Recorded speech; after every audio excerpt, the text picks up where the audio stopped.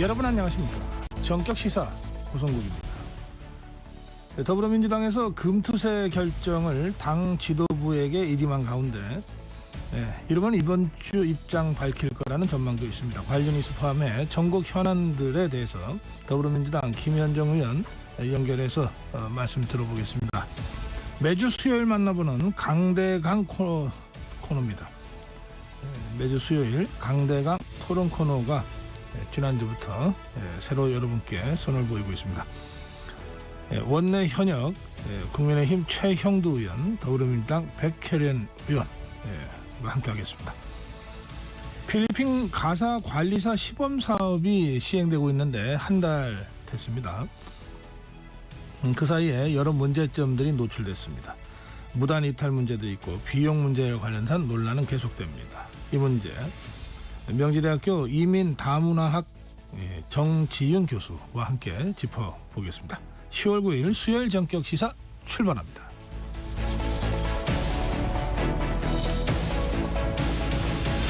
전격 시사 유튜브 라이브로 생방송 함께 하실 수 있습니다.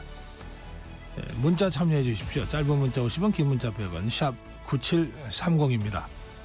콩 어플 무료입니다. 저희 KBS 1라디오 정치경제 사회문화 각종 명품 컨텐츠가 지금 여러분을 기다리고 있습니다. 구독과 좋아요 그리고 좋은 댓글로 여러분 KBS 라디오와 함께 해주십시오.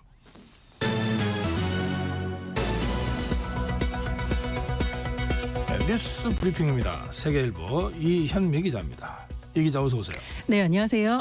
네, 경제 관련 기사부터 짚어보겠습니다. 삼성전자가 3분기 잠정 실적 발표를 하고 나서 사과 메시지를 냈습니다. 네, 어제 삼성전자가 3분기 잠적 실적을 공시했는데요.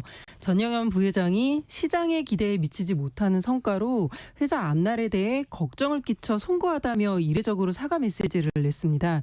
삼성전자 수뇌부가 실적 발표와 관련해 사과문을 낸 것은 이번이 처음입니다. 네.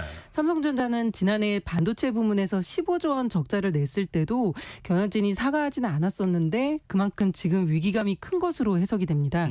삼성전자의 3분기 영업이익은 9조 1천억 원대로 전분기 대비 12.8% 감소했고요. 당초 증권가에선 14조 원대까지 예상을 했다가 외국계 증권사를 중심으로 부정적인 전망이 나오면서 10조 원대로 전망치가 낮아졌습니다. 네. 그런데 막상 열어보니 낮게 잡았던 예상치보다 영업이익이 1조 원 더 적게 나타난 겁니다. 전영현 부회장은 사과 메시지에서 위기라는 단어를 4차례나 사용했는데요. 그러면서 초격차 유지 대신 도전 정신을 강조했습니다. 이에 대해 수익성이 높은 고대역폭 메모리 HBM 분야에서의 열세를 인정한 것으로 해석이 됐는데요. 네. 내년에도 반도체 업황은 호조를 띠겠지만 삼성전자의 부진은 장기화할 수 있다는 관측이 나오고 있습니다. 그래서 초격차 유지 대신에 도전 정신을 강조했다. 자, 정치권 소식 보겠습니다. 민주당이 김건희 여사 관련 의혹을 수사로 밝히겠다 그러면서 상설특검을 추진하겠다는 입장을 공식적으로 밝혔어요. 네, 민주당이 어제 김 여사를 겨냥한 상설특검 수사 요구안을 국회 의원가에 제출했습니다. 수사 대상으론 김 여사의 주식 계좌를 관리했던 도이치모터스 주가 조작 사범인 이종호 씨가 연루된 삼부토건 의혹과 세간 마약 수사 외압 의혹을 적시했습니다. 상설특검과 민주당이 지금까지 추진했던 개별특검법의 가장 큰 차이는 상설특검은 2014년에 이미 제정된 법률에 따라 꾸려지기 때문에 대통령이 법률 거부권을 행사할 수 없다는 겁니다. 네, 그런데 민주당은 여당이 특검 후보자를 추천할 수 없도록 국회 규칙 개정을 추진하고 있다고요? 네, 민주당이 어제 국회 규칙 개정안도 발의했는데요. 대통령이나 그 가족이 연루된 특검을 구성할 때는 여당이 특검 후보자를 추천할 수 없도록 했습니다. 국민의힘은 이에 대해 독재적 발상이라며 강하게 반발했는데요. 추경호 원내대표는 결국 야당이 수사권과 기소권을 독점하겠다는 것이라며 상설특검 취지에 위배된다고 밝혔습니다. 민주당은 국정감사가 끝나는 대로 국회 본회의에 올려 처리하겠다는 입장인데요. 결국 상설특검도 정쟁을 거듭하다가 폐기될 가능성이 제기됩니다. 상설특검도 특검 임명권이 대통령에게 있어 임명을 미룰 수 있기 때문인데요. 네. 여권은 이번 상설특검의 위헌성을 주장하며 특검 임명을 거부할 것으로 전망됩니다. 국민의힘은 헌법소원이나 가처분 신청도 검토하고 있습니다. 네. 중국 경제 관련 소식 전해드리겠습니다. 중국이 또다시 경기 부양책을 발표했어요. 그런데 굉장히 극단적인 조치, 내년 예산까지 일부 끌어오는 방안도 내놨군요. 네, 지난달 말 경기 부양책을 내놨던 중국 정부가 2주 만에 두 번째 부양책을 발표했습니다. 중국 국가발전개혁위원회는 어제 기자회견을 열고 연말까지 우리 돈으로 38조 원 규모의 재정을 풀기로 했는데요. 이 중 19조 원을 내년 중앙정부 예산에서 미리 끌어와 올해 쓸 계획이라고 합니다. 그만큼 중국 정부의 경기 부양 의지가 강력한데요. 당국이 제시한 올해 경제 성장률 목표인 5% 달성이 어려워지면서 연일 경기 부양책을 내놓은 것으로 분석됩니다. 네. 중국에 있어 경제 성장률 5%는 매우 중요한 수치인데요. 전문가들은 공유경제 사회인 중국은 GDP의 60% 이상을 국유기업이 차지하고 있어 GDP를 고용 지표로 해석해도 무방하다고 합니다. 네. 매년 배출되는 대졸자와 같은 취업 인구를 수용하기 위한 마지노선이 경제 성장률 5%라서 사회 안정 유지를 위해선 이 수치 달성이 매우 중요하다는 겁니다. 중국의 이번 부양책은 구체적인 재정 투입 계획을 밝히지 않은 점에서 시장의 기대에 못 미쳤다는 평가가 나오는데요. 우리나라에선 중국 수출 비중이 큰 석유화학이나 건설기계 부문 기업들의 실적 개선에 도움이 될 것이란 기대가 나옵니다. 네. 자, 다음 소식 가겠습니다. 라임 사태의 핵심 인물로부터 술 접대를 받은 현직 검사에 대해서 대법원이 유죄 취지 판단을 내렸군요. 네, 1조 원대 투자 사기 사건 라임 사태를 기억하실 텐데요. 주범인 김봉현 전 스타모빌리티 회장이 2020년 옥중 편지를 통해 현직 검사 3명에게 고액의 술 접대를 했다고 폭로했었습니다. 그런 적 있죠. 예, 이 중 검사 2명은 비교적 일찍 그 술자리를 떠나면서 기소되지 않았고요. 나머지 검사 1명과 김봉현 전 회장 그리고 김 전 회장의 변호인 이렇게 3명만 재판에 넘겨졌습니다. 접대 금액이 청탁금지법 위반 기준인 100만 원을 넘었는지가 쟁점이었는데요. 1, 2심 법원은 전체 술값인 530만 원을 참석자 수로 나누면 1인당 93만 원으로 법 위반이 아니다며 무죄를 선고했었습니다. 네. 접대 금액을 해당 술자리에 참석했던 모든 인원으로 나눈 것이었는데요. 대법원은 일찍 자리를 떠난 사람은 인원수에서 제외하는 게 맞다고 봤습니다. 그렇게 다시 계산을 하니까 1인당 93만 원이 아니라 102만 원의 향응을 받은 것으로 계산돼 청탁금지법 위반이 된 겁니다. 유죄 취지로 사건이 서울 남부지법으로 돌아왔고요. 법무부는 확정 판결이 나오는 대로 해당 검사를 징계하겠다는 입장입니다. 네. 자, 경제 소식입니다. 이복형 금강 원장이 과열 양상을 보이고 있는 고려아이언 공개 매수에 대해서 불공정 거래 조사를 지시했군요. 네, 지난달 영풍그룹과 사모펀드 MBK 연합이 고려아연 경영권을 얻기 위해 주식 공개 매수를 선언했었는데요. 고려아연 최윤범 회장 측이 맞대응에 나서면서 지금 양측이 경쟁적으로 매수 가격을 올리고 있습니다. 주가가 2달 만에 50% 넘게 급등했는데요. 경영권 분쟁을 겪는 기업 주가가 크게 변동하는 건 흔히 있는 일이지만 고려아연 사태는 선을 넘었다는 평가입니다. 네. 누가 이기든 승자의 저주가 불가피한 상황인데요.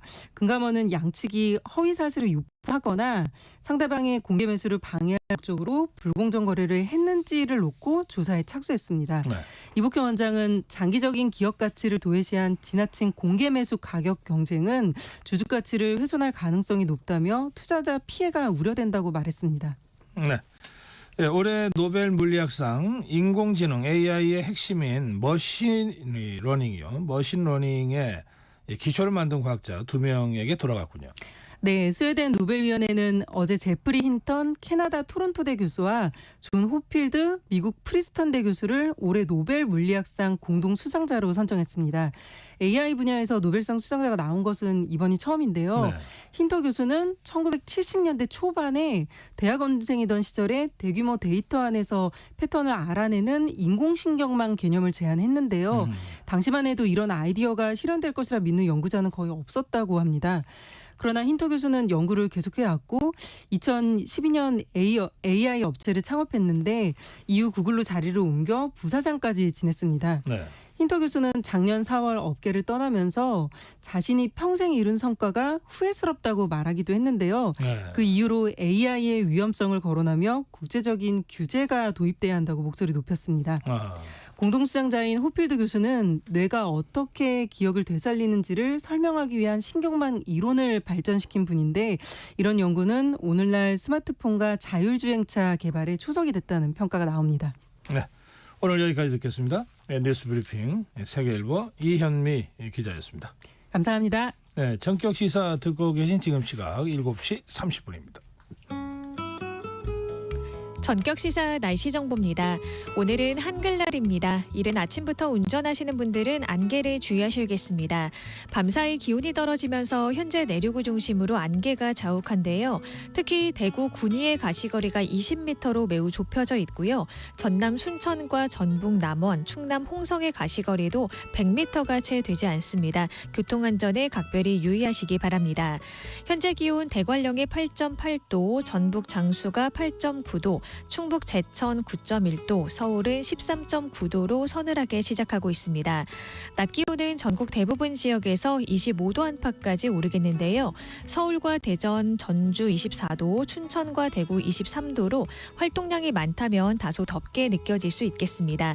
하지만 해가 지면 기온이 금세 떨어져 서늘해지니까요. 겉옷을 잘 챙겨 입으셔야겠습니다.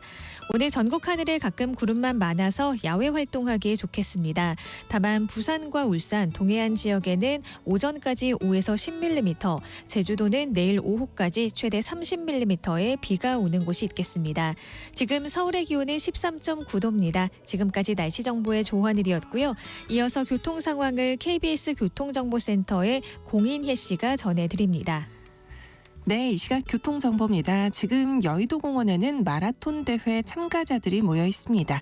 참가자들은 오전 8시 공원에서 출발해 서강대교 남단을 지나 광흥창역을 반환점으로 돌아오거나 국회 오문을 반환점으로 다시 여의도공원으로 모이는 두 가지 경로로 대회를 진행합니다. 오전 10시까지 행사 진행에 맞춰 순차적으로 도로가 전면 통제되니까요. 주변 도로 이용해 참고하시기 바랍니다. 휴일을 맞은 오전 시간 고속도로 아직까지 큰 정체는 없지만요. 일교차가 커진 만큼 전국 곳곳에 안개가 매우 짙은데요. 전조등 잘 활용하셔서 조심히 이동하셔야겠습니다. 지금 호남고속도로 순천 방향 안개 구간인 장성 부근 1차로에서 추돌사고 발생했고요. 광주 원주고속도로 원주 쪽 도로 진입 지점인 초월 부근으로 가장 먼저 정체가 시작됐습니다. KBS 교통정보센터였습니다.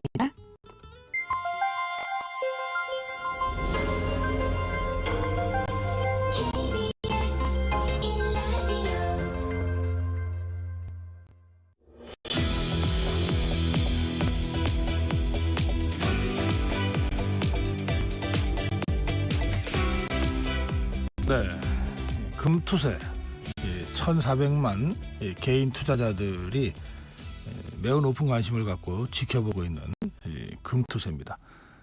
금투세 유예 여부를 지금 더불어민주당 지도부에 위임한 가운데 이번 주 중에는 결론이 나올지도 모른다, 이런 전망입니다. 이 금투세 문제를 비롯해서 정치 현안에 대해서 더불어민주당 김현정 의원 전화로 연결해 말씀 좀 듣겠습니다. 의원님 안녕하세요. 네, 안녕하세요. 평택시 병 국회의원 김현정입니다. 네, 평택시 병지역구 국회의원이십니다. 그 지난번에 더불어민주당에서 그 팀을 그 두 개로 나눠 가지고 그 유예팀하고 강행팀이었습니까? 그렇게 해서 토론도 하고 그랬잖아요. 네네. 그런데 김현정 의원은 그 유예팀, 유예를 주장하는 유예팀의 팀장으로 토론에 참석하셨던 걸로 알고 있습니다. 네, 그렇습니다. 네, 그 토론회에 그 개인 투자자들이 굉장히 아주 뜨거운 관심을 보인 것으로도 보도가 됐었는데 그 토론회 분위기 잠깐만 전해주시겠어요? 네, 우리 그 더불어민주당에서 처음으로 정책 디베이트를 한 것이거든요. 네. 그래서 우리 당내 의원들도 관심 대단히 많았었고 또 많은 언론 기자분들도 참석했었고 또 유튜브 등으로 생중계해가지고 많은 개인 투자자들이 관심을 대단히 이제 받았던 그런 토론회였습니다. 네. 그 김현정 의원은 유예팀의 팀장으로 토론에 참석하셨고요. 네네. 상대 팀이 그 강행팀이었습니까? 시행팀이었습니다. 시행팀. 예. 시행팀 대 유예팀. 어디가 이겼어요? 결론은 뭐 아직 나지는 않고요. 결론은 이제 그 지도부에게 그 네. 내용과 그 시기에 대해서는 이임한 그런 상태이고요. 네. 다만 이제 저희는 유해팀으로서 왜 유해해야 되는지에 대해서 나름의 논리를 갖고 좀 설명을 했고요. 네. 제가 봤을 때는 지금은 그 시행보다는 그 유해 쪽으로 많이 기울지 않았냐라는 개인적인 판단입니다. 유해팀 그 핵심 그 주장의 요지만 짧게 좀 말씀해 주신다면요. 네, 이게 23년 1월에 2년 유예하면서요. 그 유예 다시 시행했을 때 조건이 두 가지가 있습니다. 네. 이것은 뭐냐면 증시 상황이 개선되고 투자자 보호제도를 마련해야 된다. 이 두 가지가 있었는데 네.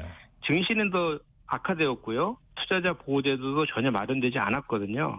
그리고 또 이제 금투세는 선진세제를 도입하자는 것이었거든요. 그런데 지금 현재 우리 증시는 MSCI 선진 지수에 편입되지 못하고 신흥국 지수에 머물러 있어요. 그리고 신흥국 지수국은 대부분 다 지금 거래세 체계를 지금 취하고 있거든요. 그래서 저희 주장은 자본시장 밸류업과 증시 부양한 이후에 그 선진 지수에 편입된 이후에 금투세를 도입하자라는 것이고요. 네. 그리고 또 하나는 그 금투세를 도입하면서 거래세는 폐지하자고 주장하는 거 아닙니까? 네. 그런데 그 0.15%는 농어촌 특별세이기 때문에 폐지를 할 수가 없어요. 그렇게 되면 지금 그 거래세 폐지 못하면서 이중과세 문제도 있거든요. 그렇기 때문에 그 우리 지금 우리 유해팀 같은 경우는 지금 당장 시행하기에는 너무 시기상조다라는 주장을 하는 거고 네. 좀 더 덧붙이면 저희 개인 투자자가요. 2019년도 600만 명에서 지금 1,400만 명으로 거의 800만 명이 폭증을 했습니다. 4년 사이에. 아하, 예. 예, 그래서 그리고 대부분 2030 청년 세대들이에요. 네. 그래서 이분들은 지금 증시를 계층 이동 사다리의 기회를 보고 있는 거거든요. 네. 그런데 지금 올 한해 증시를 보면 지난 9월 기준으로 보면 미국은 평균 한 16% 상승했거든요. 네. 그런데 우리 코스닥은 15.6% 하락했습니다. 아하. 그래서 지금 우리나라의 그 투자자들이 19년도에 미국 주식 보유액이 11조에서 65조로 10배가 지금 상승됐어요. 4년 만에. 네. 이렇게 지금 국장을 떠나서 미국 증시로 이동하는 것이 현재 금투세가 도입되기 전인데도 불구하고 이렇게 이동하고 있는 게 확인이 되고 있거든요. 네.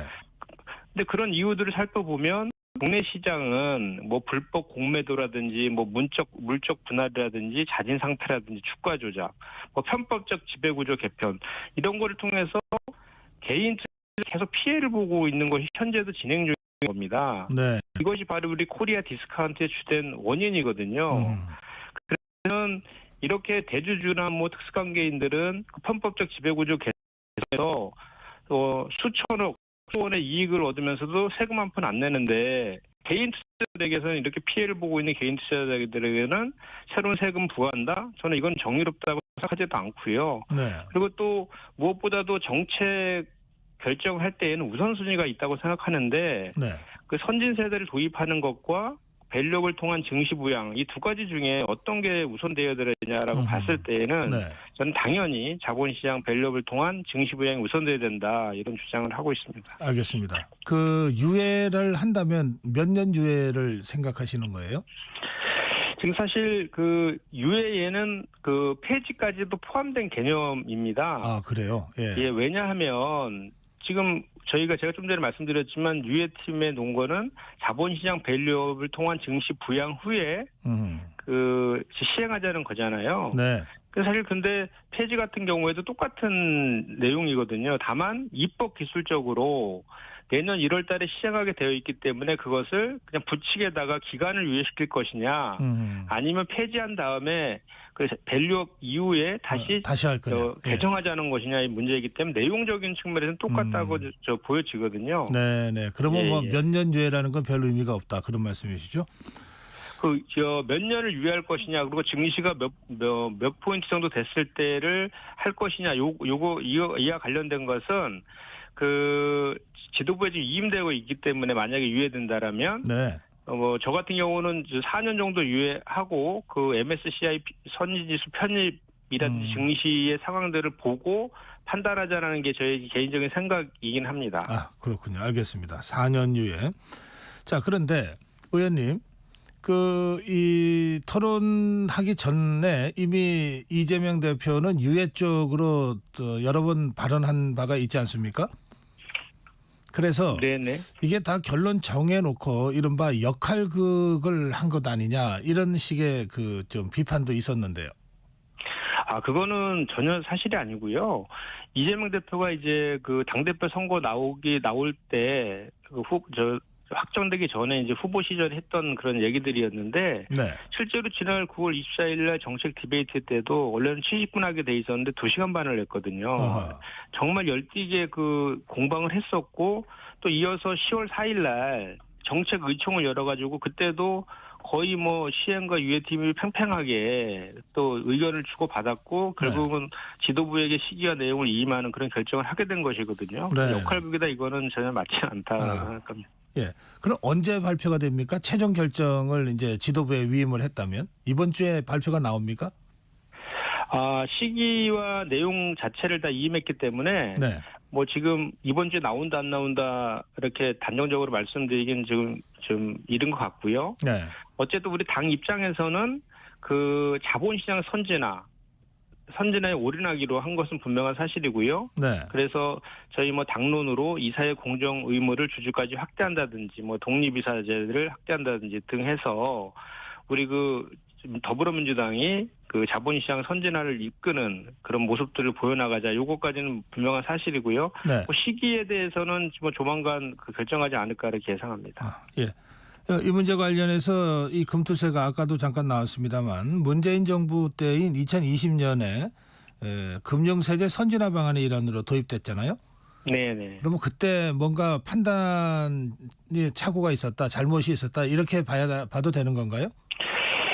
착오라기보다는 네. 그 정책적 판단 상황이 바뀌었다 이렇게 보시는 게 맞는 것 같고요. 상황이 바뀌었다. 사실 네. 20년도 12월달에 여야 합의로 이 금투세가 입법됐고 그 시행 시기를 준비 기간을 두어서 23년 1월달에 이제 시행하기로 했던 거거든요. 네. 근데 23년 1월달은 윤석열 정부 아니었습니까? 그때 상황이 아까 제가 말씀드린 것처럼 두 가지 요건이 있었는데 그 요건이 충족되지 못했기 때문에 네네. 그 상황 변경에 따른 유예나 폐지를 주장하는 것이죠.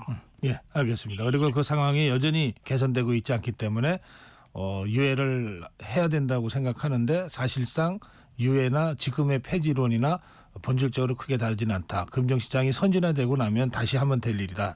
이런 이제 폐지론과도 문제의식은 같은 것이다. 예, 여기까지 설명 제가 듣겠습니다. 네, 맞습니다. 자, 다음 이슈로 넘어가 보겠습니다. 의원님, 정무위에서 활동하시나요? 네, 그렇습니다. 예. 국감 이틀 지났는데 어떻게 평가하세요? 네, 지금 저희 정무위 피감 기관이 이제 국민권익위원회하고 네. 국가보훈부 그리고 금융위 공정위 등이 있습니다. 네. 근데 이제 어제 세종에서 국민권익위 이제 국정감사를 진행했었는데 거기에서 이제 김건희 여사 명품백 무혐의 종결 처리 관련된 네. 건에 대해서 저희가 많이 이제 질의를 했었고요.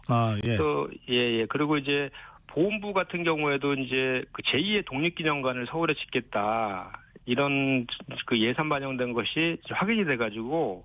제가 이제 저희 의원실에서 제일 먼저 그거를 이제 이슈화 시켰고, 그거에 대해서 국무조정실 국감에서, 첫날 국감에서 제가 그걸 따져 묻기도 했었습니다. 예. 지금 설명하셨습니다만, 지금 거의 대부분의 상임위에서 더불어민주당 의원들은 김건희 여사 관련 의혹을 상당히 강하게 제기하고 지금 파헤치려고 하고 있지 않습니까? 네네. 그래서 언론에서는 더불어민주당은 김건희 국감으로 가져가려고 한다. 그렇게 지금 보도하고 있는데 왜 그렇게 전략을 세워서 하는 건가요? 전략이라보다는 지금 온 국민들이 다 지금 보고 계시잖아요.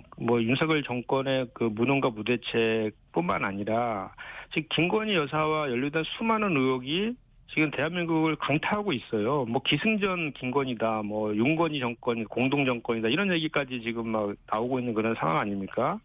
그렇기 때문에 우리 민주당에서는 이번 국감을 이제 끝장 감사, 국민 눈높이 국감, 또 민생 국감이라는 3대 기조로 또 우리 6대 의혹 김건희 국정농단이라든지 뭐 경제 민생 대난이라든지 인사 참사라든지 권력기관 폭주라든지 이런 의혹들에 대해서 정확하게 파헤치고 그다음에 이제 5가지 대책, 민생회복지원금이라든지 자영업 중소기업 보호라든지 이런 5가지 대안을 제시하면서 최대한 이 국감을 통해서 정부의 실정들을 파헤치고 대안을 제시하는 그런 장으로 만들기 위해서 지금 노력하고 있다 이렇게 보시면 될 것 같습니다. 네, 국감의 3가지 원칙을 먼저 말씀하셨는데요.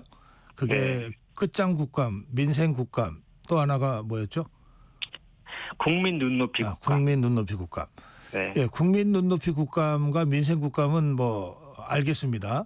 근데 첫 번째 말씀하신 끝장 국감 있잖아요. 네. 뭘 끝장내겠다는 겁니까? 일단 대단히 많은 의혹들이 있지 않습니까? 이 정권과 관련된. 네. 그 의혹들에 대해서 지금 계속해서 윤석열 대통령의 거부권을 행사해서 제대로 규명하지 못하고 있지 않습니까? 그 사이에 검찰에서는 무혐의 처분을 통해서 면죄부를 주고 있는 일이 계속 반복되고 있고, 그렇기 때문에 이번 국감을 통해서 이런 제기된 의혹들에 대해서 최대한 밝히겠다라는 것이고, 또 네. 국감과 병행해서 거부권이 행사된 특검도 발의하고, 또 상설특검도 지금 저희가 의원과에 접수한 그런 상황인데, 그런 걸 통해서라도 국민들이 갖고 있는 의혹에 대해서는 반드시 파헤치겠다, 뭐 그런 의미의 끝장 국가 감사라고 보시면 될 것 같습니다. 네. 기존에 추진해 오던 그리고 재발의하려고 지금 예고하고 있는 김건희 특검법은 그것대로 다시 재발의할 거고, 네. 그와 별도로 상설특감을 가동하겠다. 네네. 예, 그리고 각 상임위에서도 지속적으로 김건희 여사 관련된 의혹을 파헤치겠다. 할 수 있는 모든 걸 다 하겠다. 이런 뜻으로 일단 이해가 되는데요.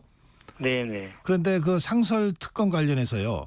네. 지금 국회에서 시행령 고쳐서 네. 원래는 여당 야당 2명씩 추천해서 대통령이 임명하게 돼 있는 이 상설특감을 여당 추천권을 없애는 식으로 시행령 규칙을 고치겠다고 지금 하고 있는 거죠? 네네. 네, 그건 왜 그렇습니까? 그러니까 지금 윤석열 대통령께서 이해충돌 소지에도 불구하고 계속해서 거부권을 지금 남발하고 있는 이런 상황이에요. 네. 그런데 이제 그동안에 보면 대통령의 친인척이라든지 측근, 그리고 살아있는 권력에 대해서 모두 이제 특검을 통해서 수사를 해왔고, 그 특검에서는 다 예외 없이 이제 정부 여당의 특검 추천은 다 제외해 왔거든요. 그럼에도 불구하고 계속 거부권을 행사하고 있기 때문에 지금 국회에 지금 이제 상설특검법이 있는데 이것은 거부권 대상이 아니거든요. 그래서 이 방법까지 저희가 이제 부득이하게 동원하게 된 것인데, 여기 보면 좀 전에 말씀하신 것처럼 이제 여당의 특검 추천권이 여전히 있기 때문에, 네. 그러면 수사 대상자가 본인을 수사할 기관을 추천하는 것도 아닙니까? 과거에 한동훈 전 법무부 장관 시절에 항상 했던 얘기 아닙니까? 수사 대상자가 쇼핑하듯이 수사 기관을 정하는 것은 문제다라는 식으로 얘기했잖아요.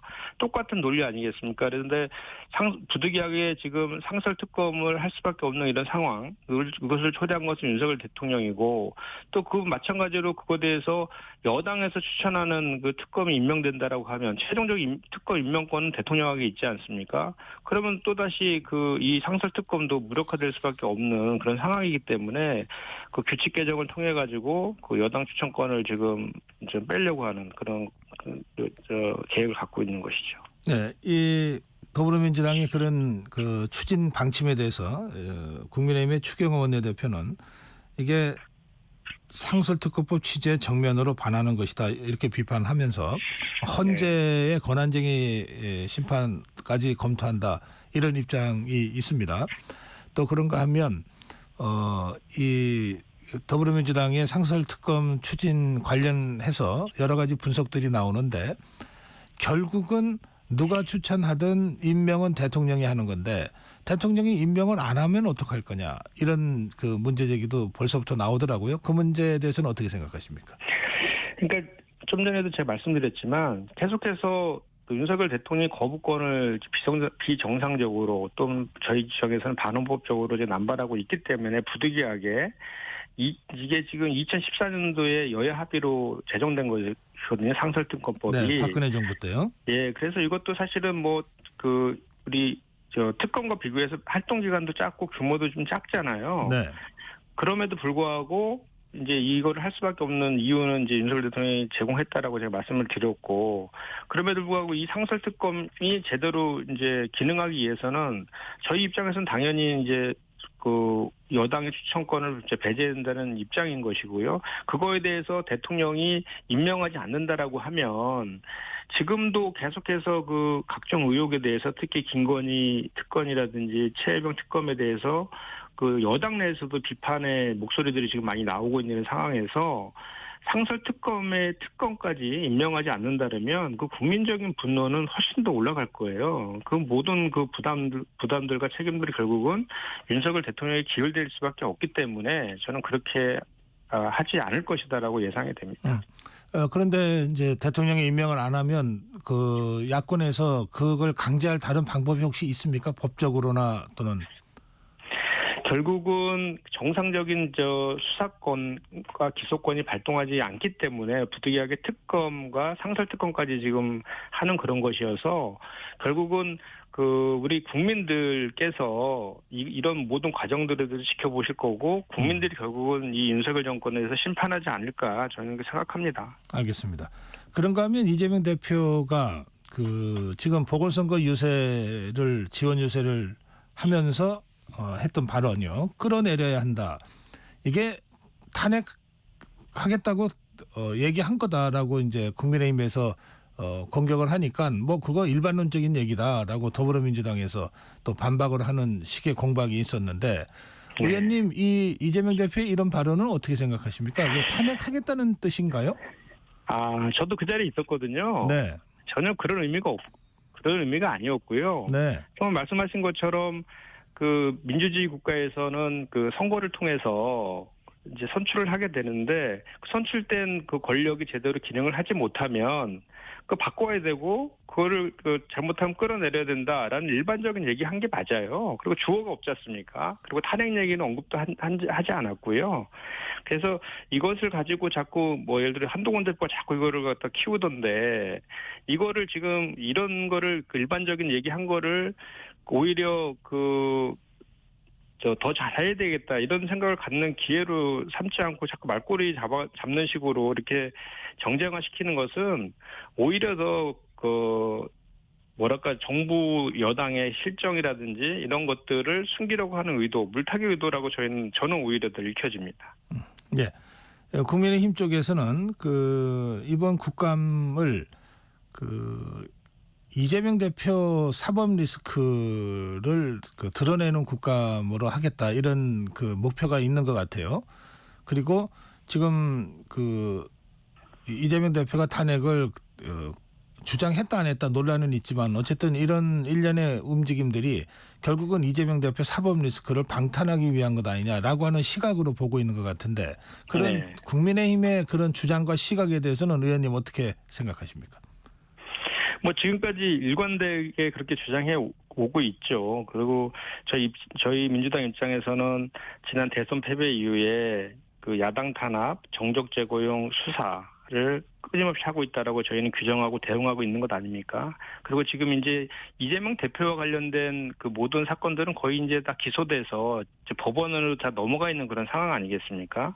그래서 이제 법원에서 현명한 판단을 할 거라고 생각을 하고요. 네. 그리고 정부 여당은 국민들의 삶에 대한 무한 책임을 지는 그 1차적인 책임 있는 당사자들 아닙니까? 근데 이제 자꾸 말로는 민생 국감하겠다, 뭐 민생을 챙기겠다 이렇게 얘기하면서 오히려 민생은 지금 파탄나고 경제는 안 좋아지고 있는 것들을 국민들은 지금 목도하고 있는데 계속 이걸 무슨 그 이재명 대표와 연계시켜가지고 마치 이재명 대표만 어떻게 쓰러뜨리면 다 해결될 것처럼 이렇게 생각하고 국정 운영을 하는 것은 정말 잘못된 방향이다. 그거에 대해서 지난 총선에도 다 심판받은 거 아닙니까? 그러니까 지금이라도 그런 국정 기조 바꾸고 민생과 경제 챙기는 것에 진짜 올인하는 모습들을 보여줬으면 좋겠다 이런 생각입니다. 네. 그런데 지금 이재명 대표가 여러 가지 여러 건의 재판을 받고 있는데 11월 15일 선거법 재판 1심 선고, 11월 25일 위증교사 1심 선고가 예고돼 있습니다. 그래서 11월 위기설이 안팎에서 나오는 것 같은데 짧게 이게 마지막 질문이 될 것 같습니다. 네네네. 어떻게 생각하십니까? 최근 들어서 언론하고 여당에서 그렇게 많이 언급하고 있는데 네. 저희 더불어민주당 당내에서는 그런 11월 위기설 이런 얘기는 저는 지금 들어본 적이 없거든요. 네. 그래서 저는 법원에서 그 공직선거법과 이중교사 관련해서도 다들 고 김문기 씨 몰랐다는 것에 대해서 주관적 인식, 기억을 기소하냐 이런 비판 지점이 있는 거고 이중교사도 녹취록에 있는 그대로 얘기해달라는 내용들이 다 확인이 되는 거라서 네. 법원에서 현명한 재판을 판결을 할 것이라고 저는 기대합니다. 네, 11월 위기설 없다 이런 말씀이시군요. 그렇습니다. 네, 지금까지 더불어민주당 김현정 의원과 말씀 나눴습니다. 고맙습니다. 네, 고맙습니다.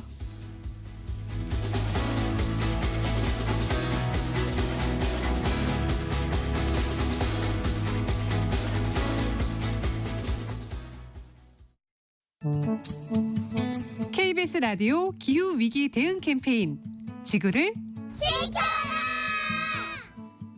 안녕하세요. 녹색교육센터장 정미경입니다. 청취자 여러분들 혹시 깃대종이라고 들어보셨을까요? 기후위기가 심각해질수록 생물 다양성이 굉장히 감소되고 있어요. 그래서 꼭 지켜줘야 할 깃대종을 선정을 해서 지역사회, 마을에 알리는 활동들을 하고 있는데요. 예를 들어서 설악산은 깃대종이 사냥이에요. 지리산은 반달가슴곰이죠. 우리 마을을 탐사하면서 개구리, 도롱뇽, 제비, 은방울꽃, 무당벌레, 참새를 지켜주고 싶다고 깃대종을 선정을 하고 아이들이 지켜주자라는 활동을 하고 있습니다. 아인슈타인은 꿀벌이 사라지면 우리 인류도 4년 안에 사라진다고 경고를 했었죠. 지금 꿀벌뿐만이 아니라 개구리, 나비, 참새가 점점 사라지고 있고 이들이 살지 못하는 지구에는 결국 우리 인류도 살 수가 없게 되어지거든요. 머리로 알고 가슴으로 느끼는 것을 직접 발로 뛰고 실천하는 행동하는 시민의 힘이 필요한 시기이죠. 기후위기, 환경재난의 시대를 살기 위해서는 누구나 언제나 어디서나 환경을 학습하고 환경재난에 대비하는 힘을 길러야 합니다. 그래서 청취자분들께서는 지역에 지역 환경교육센터가 다 운영되고 있습니다. 가까운 환경교육센터를 방문해서 우리 마을의 환경 문제가 무엇이고 기후위기 대응을 어떻게 해야 되는지 행동하는 힘을 길렀으면 좋겠습니다.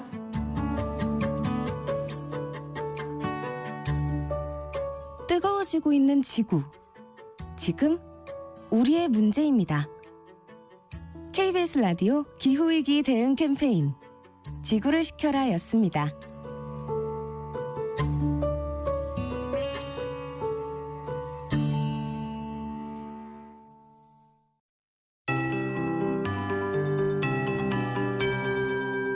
KBS 58분 날씨. 한글날인 오늘도 아침 저녁으로 쌀쌀하고 낮에는 따뜻하겠습니다. 10도 이상 크게 나는 기온의 일교차에만 유의하시면 되겠고요. 하늘에는 가끔 구름만 끼면서 야외 활동하기에 참 좋겠습니다. 현재 기온 대관령이 8.8도, 전북 장수 8.9도, 충북 제천 9.7도, 경북 봉화 10.2도, 서울은 14.4도로 어제와 비슷하게 시작하고 있습니다. 낮 기온은 전국 대부분 지역에서 25도 안팎까지 오르겠는데요. 서울과 대전, 전주 24도, 춘천과 대구 23도로 활동량이 많다면 다소 덥게 느껴질 수도 있겠습니다. 하지만 해가 지면 기온이 금세 떨어져 서늘해지니까요. 외출하실 때는 겉옷을 잘 준비하셔야겠습니다. 오늘 전국 하늘에 가끔 구름만 많겠고요. 다만 동풍의 영향으로 동해안 지역과 제주도에는 가끔 비가 오는 곳이 있겠습니다. 예상되는 비의 양은 부산과 울산, 동해안 지역에 오전까지 5에서 10mm, 제주도는 내일 오후까지 최대 30mm 정도입니다. 영남 해안에는 바람도 강하게 불겠습니다. 밤사이 기온이 떨어지면서 현재 내륙을 중심으로 안개가 자욱한데요. 특히 대구 군위의 가시거리가 20m로 매우 좁혀 있고요. 전남 순천과 충남 홍성의 가시거리도 100m가 채 되지 않습니다. 감소군에 가시기 바랍니다. 현재 서울의 기온은 14.4도입니다. 조하늘입니다.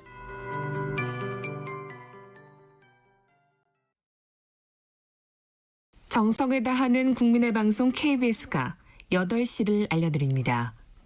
AM 711kHz, FM 97.3MHz, KBS 1라디오입니다. HLKA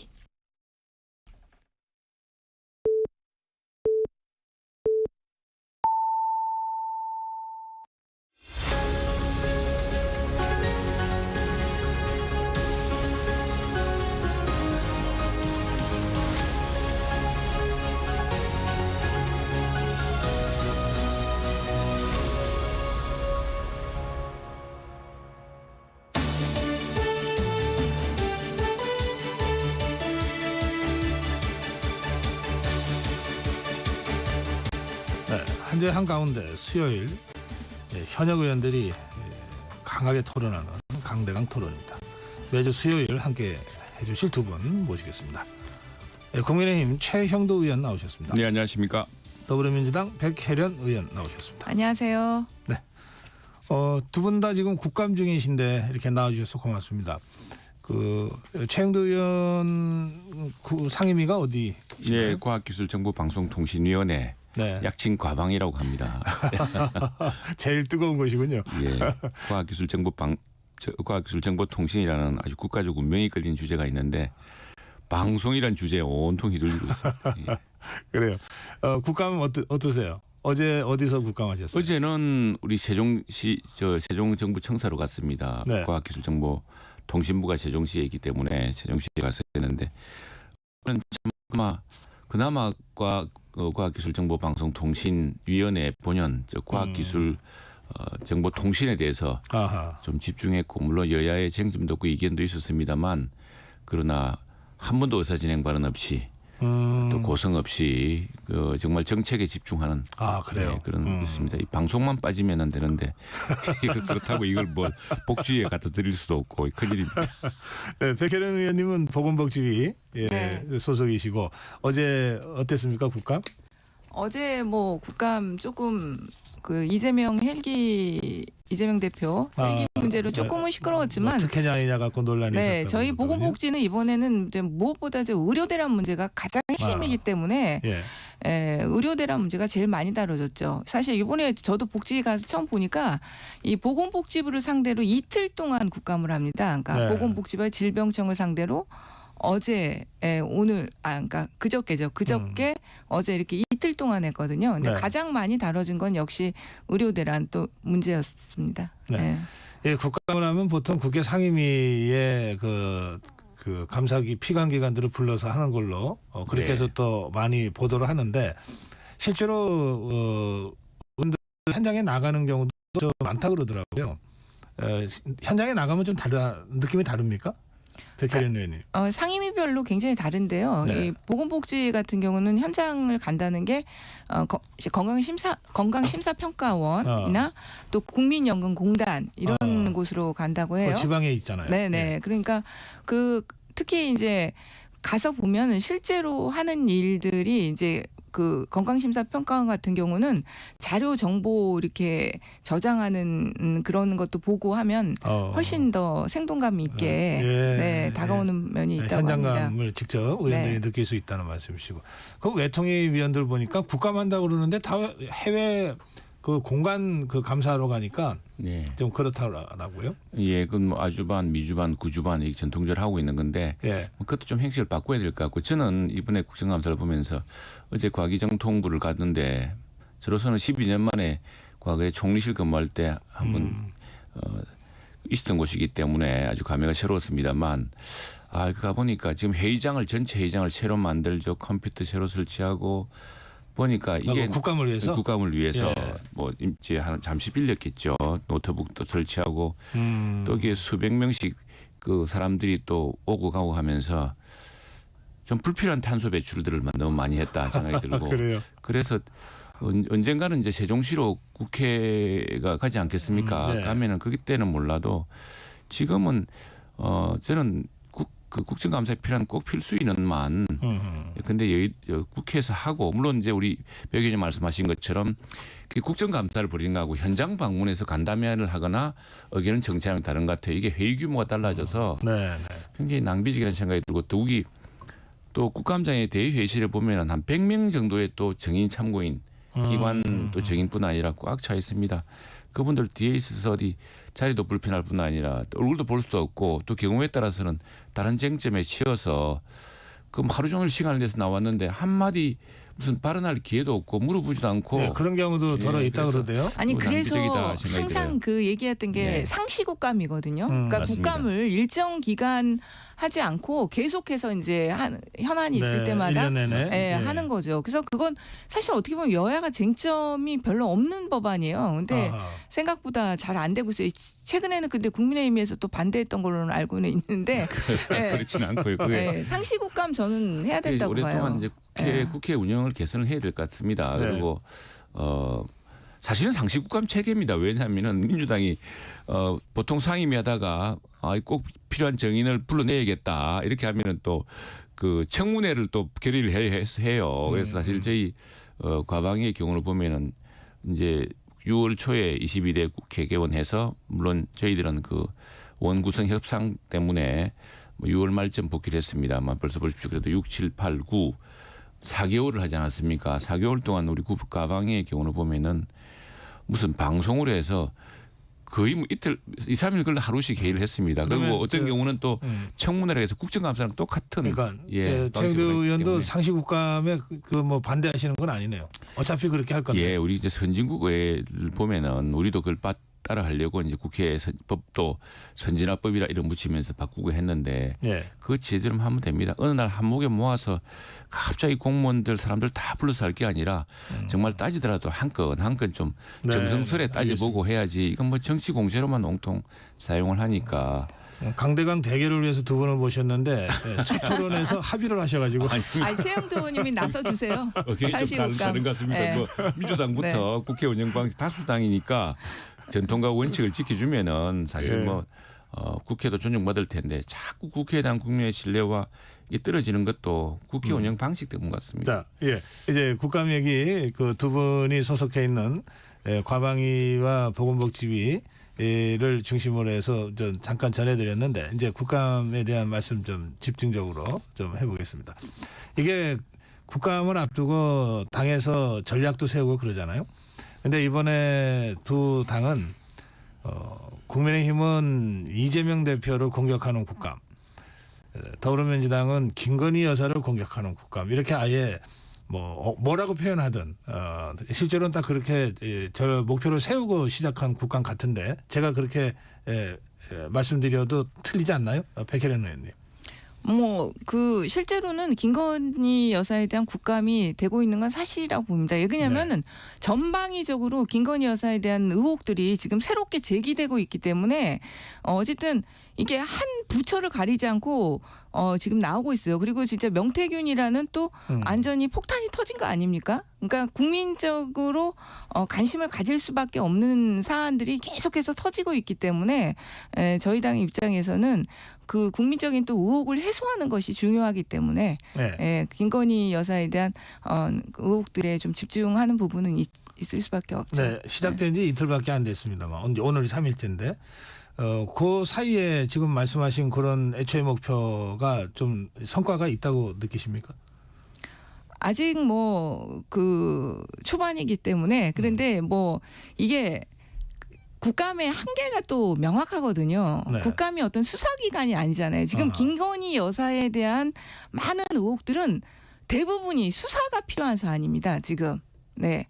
수사가 필요한 사안인데 국감이라는 거는 증인 참고인 불러서 할 수 있지만 또 나오지 않는 경우도 많기 때문에 그걸 강제할 수가 없고 또 수사기관처럼 시간 거의 제한 없이 할 수 있는 게 아니라 의원들에게 주어진 시간은 길어야 7분이에요. 네. 그러니까 한계가 있는 부분은 분명히 있죠. 그럼에도 불구하고 많은 부분들이 또 이제 내일인가요? 행안위에서는 그 김영선 전 의원 회계 책임자 이번에 폭로했던 그 증인이 나와서 또 증언을 한다고 해요. 네. 그러면 조금 더 많은 것들이 좀 밝혀지지 않을까 싶습니다. 최영두 의원님은 어떻게 보십니까? 저희는 국정감사 주제가 민생과 미래입니다. 민생을 살피고 또 미래를 준비하는 국정감사가 이재명 돼야 대표 된다. 공격이 아니고 그건 이제 이재명 대표 공격은 워낙 그 민주당이 정치 공세를 하니까 또 더구나 지금 이재명 대표에 대한 법원의 지금 판결이 앞서 있지 않습니까? 이제 그것 때문에 민주당의 그 대여 공세 또 용산에 대한 공격도 더 거칠어지고 있는 것 같은데 심지어 이제 끌어내리자는 이런 말까지 하면서 정치적인 총공세를 하고 있는 상황이지 않습니까? 그래서 이제 저희들은 그건 사법적 절차에 따라 진행될 문제지 저희들이 뭐 굳이 뭘 공격하거나 이렇게 할 문제는 아니고요. 어쨌거나 사법 절차가 정의롭게 정말 대법원에 가보면은 정의의 여신이 저울을 딱 들고 있지 않습니까? 눈을 감고 저울의 그 추가 정확하게 균형을 맞출 수 있도록 법원이 결정을 해주는 게 중요한 문제죠. 그렇게 지켜봐야 될 문제고. 근데 어제 같은 경우 과방위가 이제 과학기술정보통신이니까 정말 미래를 위하는 것 아니겠습니까? 그리고 우리가 지금은 경제 10대 대국이라 합니다만 이제 이른바 문명사회 대전환 시기입니다. 국가의 운명이 걸린 인공지능 AI. 어제 뭐 노벨 물리학상도 그 AI의 기본이 되는 러닝 머신을 만든 그런 그 학자가 노벨 물리학상을 받았거든요. 그래서 이 큰 사안인데 뭐 저와 우리 당 의원들은 또 민주당의 또 우리 정동영 의원님이나 몇 분 의원님들은 이 AI에 대해서 그럼 AI 컴퓨터를 어떻게 할 것이냐. 과연 우리가 그러면 AI 컴퓨터에 필요한 AI 반도체를 몇 장이나 확보했느냐. 뭐 이런 아주 구체적인 그런 질이 들어가고 있습니다. 네. 정말 국민의힘 의원님들이 최영도 의원님 같이 하셨으면 좋겠어요. 지금 그렇게 합니다. 다 그렇게 하는데 뭐 아니 그러니까는 지금 김건희 여사하고 이재명 대표에 대한 거는 정말 틀리거든요. 그러니까 이게 지금 최영도 의원님이 말씀하신 것처럼 이재명 대표에 대한 여러 가지 사법 리스크 이런 건 이미 거의 재판되고 있으니까 재판 결과를 기다리면 돼요. 그러면 되는데 김건희 여사는 지금 터지는 의혹들이고 국민들이 알고 싶어하기 때문에 그것을 지적할 수가 있다고 봅니다. 그런데 지금 그 김건희 여사를 덮기 위해서 많은 또 상임위에서 이재명 대표를 공격하는 일이 벌어지고 있어요. 그래서 정말로 최 의원님 말씀하신 대로 국민의힘 의원들이 좀 그렇게 하셨으면 좋겠습니다. 그거는 뭐 조금 말씀드리면은 저울에 추가했습니다. 우리 가방에서도 한번 논란이 됐는데 이준석 위원장 지금 탄핵 중에 있습니다만 이준석 방통위원장 어제 굳이 또 탄핵 중인 사람을 불렀어요. 그래 이제 이준석 위원장은 사실은 탄핵 재판 중이기 때문에 불출석 사유서를 밝혔습니다.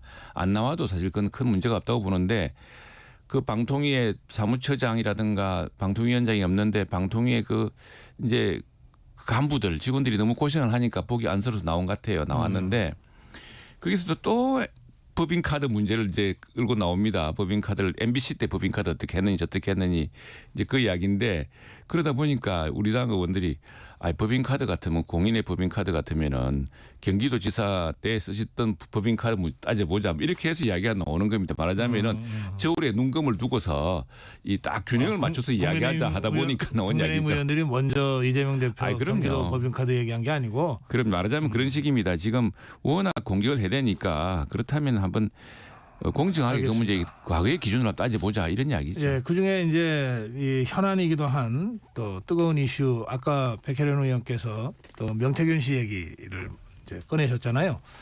그 문제 먼저 백혜련 의원께서 시작해 보실까요? 네, 지금 저는 정말 이거 핵폭탄이라고 생각합니다. 그러니까 그 명태균 씨가 물론 과장된 부분도 저는 있을 수 있다고 생각해요. 네. 그런데 상당 부분은 진실에 가까운 이야기들을 지금 하고 있는 것 아닌가. 지금 뭐 자기 한 달 만에 탄핵시키고 하야시킬 수 있다는 말 했잖아요. 그랬다가 이제 농담이라고 다시 한 발은 빼기는 했는데 그거에 대응하는 대통령실의 그 반응이 저는 정말 드라이하다는 생각이 듭니다. 사실 우리가 그동안 뉴스에서 많이 듣고 나온 얘기가 대통령의 경로거든요. 뭐 무슨 일만 조금 있으면 대통령 경로 그래가지고 갑자기 입장 바뀌고 막 이런 일들이 굉장히 많았어요. 그런데 이 사안에 있어서는 정말 경로를 해야 될 사안이죠. 지금 명태균의 어떤 그런 발언들이나 그런 건 대통령실의 반응이 좀 격하게 나와야 되는데 보면은 그렇지가 않아요. 일단 집에 갔던 거 뭐 이런 건 인정을 하고 물론 증거가 있으니까 어쩔 수가 없었겠죠. 그런데 그 대응하는 태도를 보면 상당히 그 신빙성이 있는가 아닌가 싶고요. 지금 이제 명태균으로서는 분명히 저는 카드 쥐고 있을 거라고 봅니다. 지금. 그래서 그 지금 공개적으로 용산과 김건희 윤석열 대통령을 향해서 지금 어떤 메시지를 주고 있는 거거든요. 그래서 앞으로 이게 어떻게 진행될지 굉장히 흥미진진합니다. 예. 최영도 의원님. 이건 지금 수사가 진행 중인 사안이고요.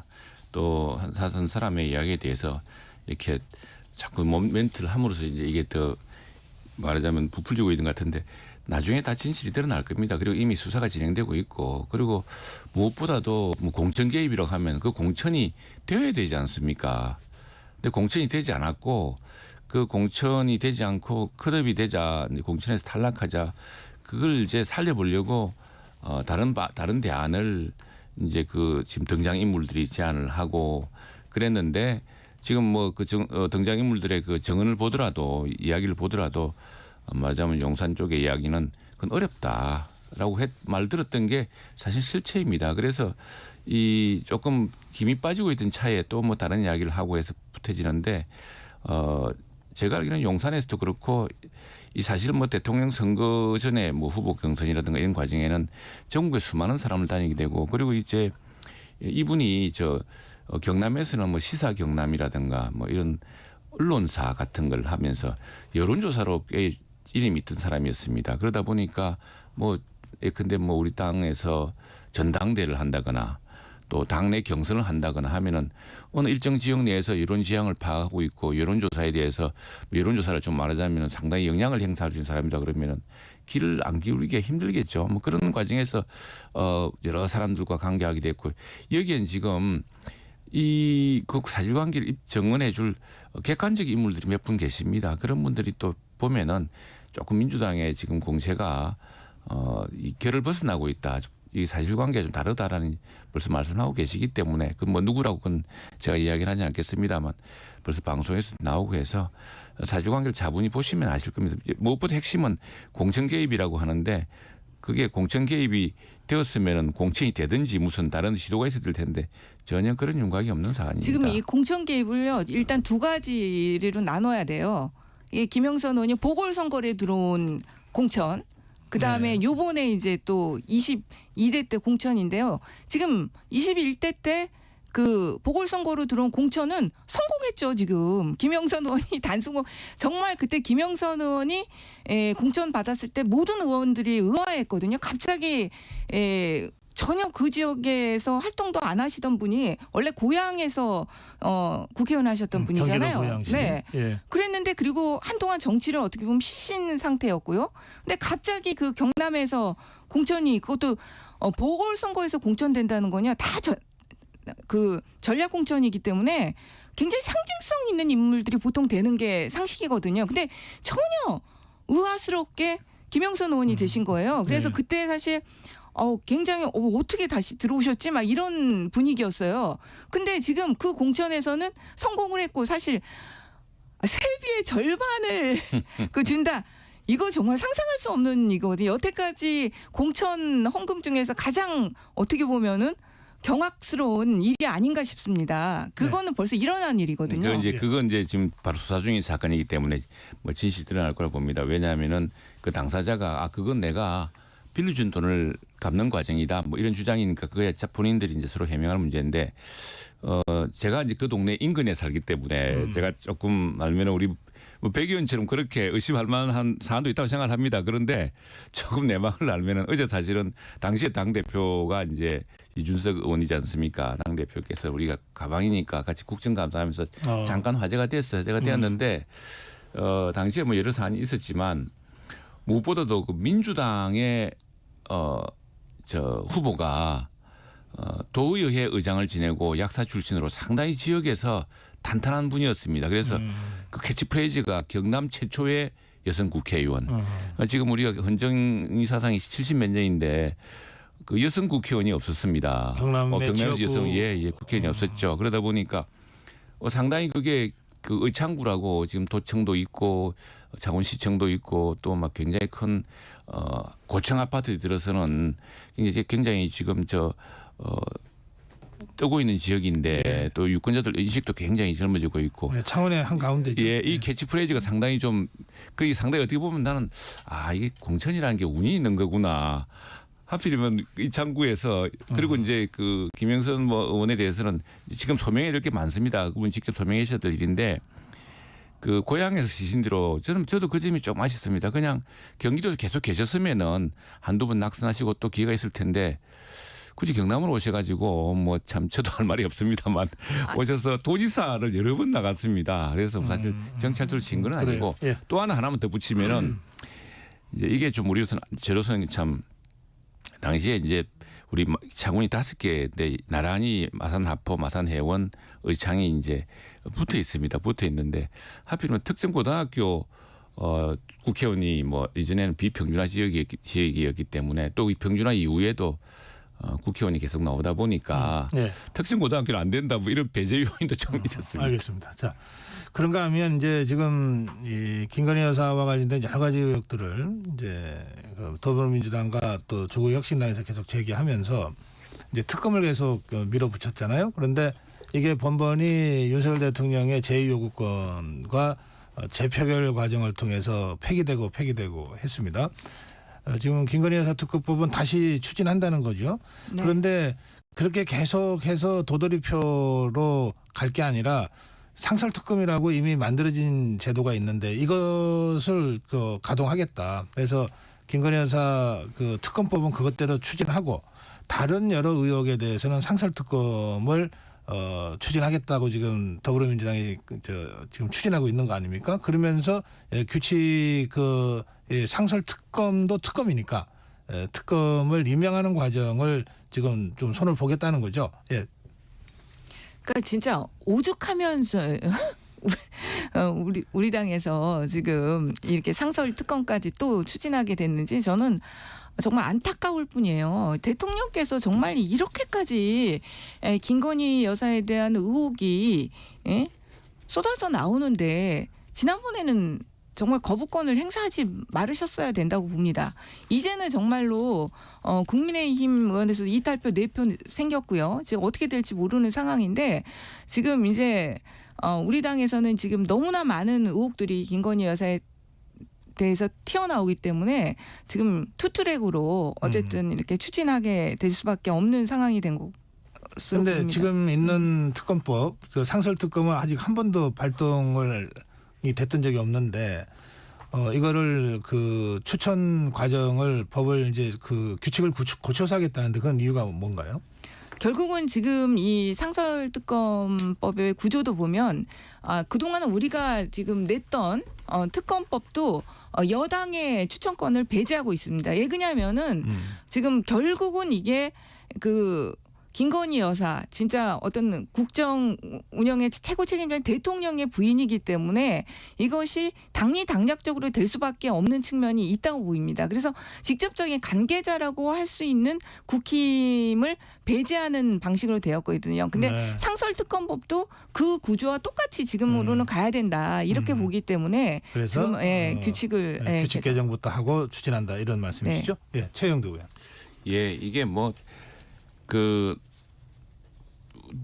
저거 하는 것이 사실 상설특검 같은 경우는 이제 그건 바로 국회에서 다수결로 다 가능합니다. 근데 이걸 하지 않고 했던 것은 이 사안을 이제 계속 정치로 크게 키우기 위한 것인데 진작 상설특검 추진할 수 있었던 사안이고요. 그런데 문제는 지금 상설특검에서 검사의 추천에 대해서 보면은 국회 추천이 있습니다. 그러니까 상설특검수사 추천위원회는 법무부 차관, 법원행정처차장, 대한변협회장 그리고 국회 추천 4명인데 이 국회 추천에 대해서 상설특검을 만들 때 여야가 이제 합의한다든가 여야 2명씩 추천하는 방식으로 야당 목도 있고 법조계 아주 중립적인 인사들이 들어오기 때문에 특검을 할 수 있는 거 아니냐 보는데 지금 민주당은 여기에 국회법의 규칙을 바꿔가지고 국회 규칙을 바꿔서 이걸 이제 여당을 아예 배제하겠다고 하니 계속 무슨 모든 이야기 아까 어제 정의의 여신의 저울을 이야기했습니다만 공정하고 객관적으로 해야지 모든 잣대를 내 잣대로 다 만들어 놓고 하겠다니까 특검법하고 지금 특검법에 대해서는 핵심이 그겁니다. 모든 것을 민주당 위주로 수사를 하겠다. 특별검사란 것은 검찰이 수사를 했는데 여러 가지 국민적 의혹이 들지 않았거나 되지 못할 경우에는 정말 객관적인 기준을 가지고 선발된 법조인들이 하겠다. 이런 것이 요지인데 이건 민주당과 야당 중심으로 하겠다. 야당만으로 하겠다. 그게 이제 특검의 쟁점이었습니다. 그래서 이것은 한동훈 대표도 얘기했지만 우리 사법 체계를 무너뜨리는 일이다. 그럼 앞으로 모든 검찰 수사 이런 것들 다 가지고 와서 야당 중심으로 거대 야당 중심으로 하겠다 이래 되면은 그럼 상권 분립이라는 게 필요가 없는 것이죠. 그리고 검찰의 그 수사권 검찰 제도 자체를 부인하는 것이거든요. 그리고 이제 이 상설 특검 역시도 바로 국회 추천 4인에서 1교섭단체와 그 외 교섭단체가 각각 1교섭단체는 민주당이고 지금요. 그 외 교섭단체는 20명 이상의 의원을 가진 당이 이제 국민의힘밖에 없습니다. 그러니까 국민의힘인데 2대2씩 나누는 문제입니다. 그러니까 민주당이 하자 그래 놓고 그 상설특검조차도 완전히 민주당 주도로 가기 위해서 규칙을 개정하겠다는 이런 모순을 자꾸 보이고 있는 겁니다. 이제 이게 근본적으로 법무부하고 검찰이 너무나 공정하지 못하기 때문에 사실은 벌어진 일이에요. 지금의 정부의 부처들이 어떤 기본적인 정치적 중립성이라도 지킨다면 이런 일은 저는 안 일어났을 것이라고 봅니다. 그런데 지금 도이치모터스 주가 조작 사건만 해도 지금 이제 주범이 그 주범 그러니까 돈 전주 김건희 여사보다도 더 관여하지 않았다고 보이는 사람들도 지금 방조로 유죄 판결이 난 상황이에요.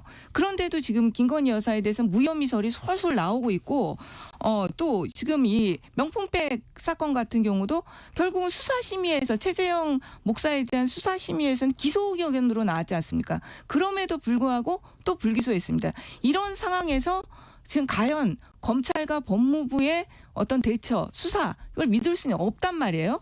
이 상설특검도 보면 결국은 법무부 차관이 들어가게 있어요. 일종의 법무부 차관이 일종의 자장 역할이거든요. 그러니까 법원행정처하고 대한변협 같은 경우는 그래도 뭐 중립적인 기관으로 볼 수 있겠죠. 네. 그런데 그 부처 중에 하나 법무부 차관이 되는데 여기도 결국은 안전친정부 김건희 여사의 편을 들 수밖에 없는 사람으로 볼 수밖에 없습니다. 지금 그렇기 때문에 이 또 상설특검을 만들어서 검찰이 수사하는 거와 똑같이 만들 수가 없는 거죠. 그래서 규칙 개정부터 해야 된다.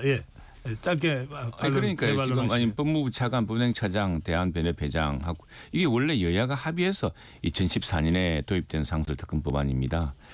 그래서 당시에 민주당이 합의하고 이렇게라도 해놓자라고 했던 것인데 그걸 이제 지금 와서 아까 말씀드렸다시피 특검이라는 것은 지금 우리 백 의원님 말씀하신 것처럼 정말 기존의 그 검찰 수사를 통해서 국민적인 의혹만 더 키웠다든가 뭐 이럴 경우에 일단 수사기관의 수사 절차가 다 끝나서 뭐 기소가 되고 이렇게 했는데 도저히 그 자체가 의혹이 안 된다, 국민적 의혹이 안 풀린다고 할 경우에 하는 마지막 수단이고 그 수단에서는 최소한의 공정성이 필요하다는 것이 이제 특검의 취지입니다. 그런데 그걸 지금 몽땅 배제하고 우리가 검사 제도로 마음대로 운영할게라고 한다면은 나중에 민주당이 집권당 되어서 이 법을 만들었을 당시에 법무부하고 검찰이면 이렇지 않습니다. 잠깐 쉬었다 할게요.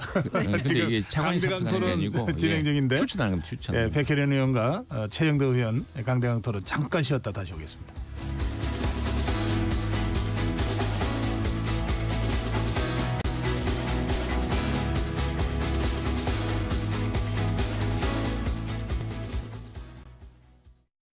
(2024년 10월 1일부터) 폐기물 처리 현장 정보 전송 의무화가 사업장 일반 폐기물과 수출입 폐기물까지 확대 시행됩니다. 사업장 폐기물의 올바른 처리와 안전하고 투명한 관리를 위해 꼭 기억하세요. 폐기물 수집 운반자는 차량의 실시간 위치 정보를, 폐기물을 처분하거나 재활용하는 자는 반입된 폐기물의 중량과 함께 촬영된 영상 정보를 실시간으로 전송해야 합니다. 보다 자세한 사항은 폐기물 처리 현장 정보 관리 시스템 홈페이지를 참고하세요. 이 캠페인은 환경부와 한국환경공단이 함께합니다. 잠시 후 8시 반부터 일부 지역국에서는 해당 지역 방송을 보내드립니다. 워렌 버핏은 가치 투자, 필립 피셔는 성장주 투자, 피터 린치는 장기 투자. 방법은 달라도 목표는 하나. 성기영의 경제쇼가 성공의 길로 안내합니다. 깊이 있게, 명쾌하게, 지금 이 시대 경제에 관한 모든 것을 알려드립니다. 평일 오후 4시 5분 성기영의 경제쇼와 함께하십시오.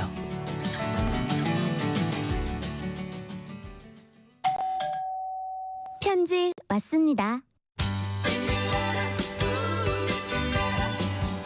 퇴근길 지친 당신에게 힘이 되는 뉴스를 전해드립니다.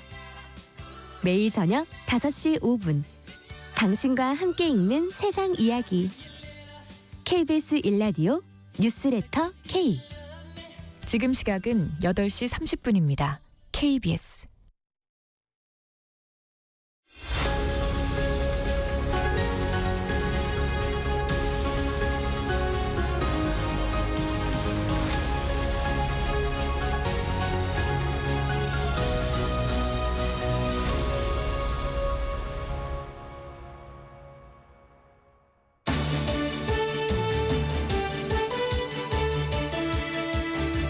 주의 한가운데 수요일, 매주 수요일 앞으로 더불어민주당 백혜련 의원, 국민의힘 최형도 의원이 직접 스튜디오에 나오셔서 강대강 토론, 전국 현안에 대해서 가감없는 토론을 해 나가겠습니다.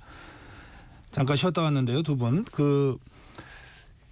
지금 재보궐선거가 진행 중인데 한동훈 대표, 이재명 대표는 오늘 부산 금정선거 지원 유세에 간다고 보도가 나오더라고요. 그런데 얼마 전에 강화도의 강화 군수선거 지원 유세에서 이재명 대표가 끌어내려야 된다는 발언을 그 하루에만 한 3번 했다, 이렇게 보도 나온 걸 봤습니다. 그런데 끌어내려야 된다. 그 임기 전에 끌어내려야 된다는 거니까 이거 탄핵하자는 얘기다라고 이제 국민의힘에서 강하게 반발했어요. 더불어민주당에서는 그게 무슨 탄핵이냐, 일반론이다. 백 의원님은 어떤 생각이십니까? 아니 저도 그거 들을 때 그냥 일반론으로 생각하거든요. 네, 뭐 굳이 탄핵하고 아니라 선거에서는 어쨌든 간에 정권 심판론이 항상 작동하는 부분들이 있거든요. 그러니까 야당 입장에서는 그것들을 강조해서 얘기를 해야 되고, 그러니까 꼭 탄핵이 아니라 정말 선거에서 정권 심판론을 저는 얘기한 걸로 받아들였습니다. 네. 그 야권이 지금 탄핵 추진 본부를 띄운 당도 있고, 또 당론은 아니지만 더불어민주당 의원 한 9명인가가 탄핵 준비 모임을 다른 당 의원과 하고 있기도 하잖아요. 그러니까 뭔가 탄핵을 해야 되겠다는 생각들은 다들 하는 것 같은데, 그런데 아직 공식적으로 탄핵은 아니다라고 지금 설명하고 있잖아요. 왜 그런 건가요? 그러니까 저번에도 한번 예를 들었는데 이미 심리적 탄핵 상태로 모든 국민들이 윤석열 정부 5년까지 기다리는 걸 버거워하시는 분들이 너무 많아요, 사실은. 네. 그러나 이제 탄핵, 정말로 탄핵의 사유를 갖췄을 때 탄핵을 해야지 이것이 우리나라나 국민들에게는 더 피해가 없는 거기 때문에 지금 이제 보고 있는 거고요. 섣부르게 탄핵 얘기했다가 역풍 맞을까 봐. 그런 부분들도 있지만 그런 부분들도 있지만 있습니까? 네, 그런 부분들도 있지만 지금은 공식적으로 하여튼 탄핵에 대한 그것이 공식적으로 얘기된 바가 없습니다, 저희는. 네, 최영도 의원. 모든 민주당 내에서 나오는 이야기고, 지금 아주 중도적인 언론에서조차도 이야기가 지금 민주당과 이 대표의 탄핵 시사 행보는 다음 달 이 대표 선거법 위반, 그리고 위정교사 혐의에 대한 1심 선고와 관련이 있다라고 이야기를 하고 있습니다. 뭔가니까 이 지금 상당히 그 1심 선고에서 이미 지난번에 당 대표이기 때문에 그때 체포영장에 대해서는 당시 영장 판사가 기각을 하면서 당 대표이기 때문에 기각한다는 표현이 있습니다. 하면서 그러나 일부 혐의, 근데 위정교사는 소명된 것으로 보인다고 한 게 있습니다. 이게 유죄라는 이야기입니다. 그리고 또 하나 이제 그 선거법 위반 사안, 이것도 이제 거짓말에 관한 문제인데 이 부분도 유죄이 상당히 높지 않느냐라는 이런 지금 관측이 있거든요. 그렇다고 한다면은 이건 이재명 대표의 정치적 생명에는 굉장히 치명적입니다. 그래서 결국에는 이재명 대표가 이 탄핵을 선동해서 지금 그 지지층을 결집하고 또 이 비선거권 박탈에 해당하는 판결이 나올 경우를 대비해서 재판부를 압박하고 있다는 것이 이제 객관적인 분석이고, 또 하나 민주당 내에서 이야기가 지금 벌써 집권 플랜 본부를 만든다는데 2년 5개월 후에 열릴 차기 대선에서 누가 민주당 후보가 될지 아무도 모르는 상황입니다. 그런데 지금 당장 당대표라고, 지금 당대표 하는 것도 이례적이에요. 당대표를 연급하는 사람은 김대중 대통령의 처음입니다. 김대중 대통령 시절이야 아주 특별한 시절 아니었습니까? 그런데 민주당에서 비판이 많고, 근데 벌써부터 당 지도부가 이재명 시대 하면서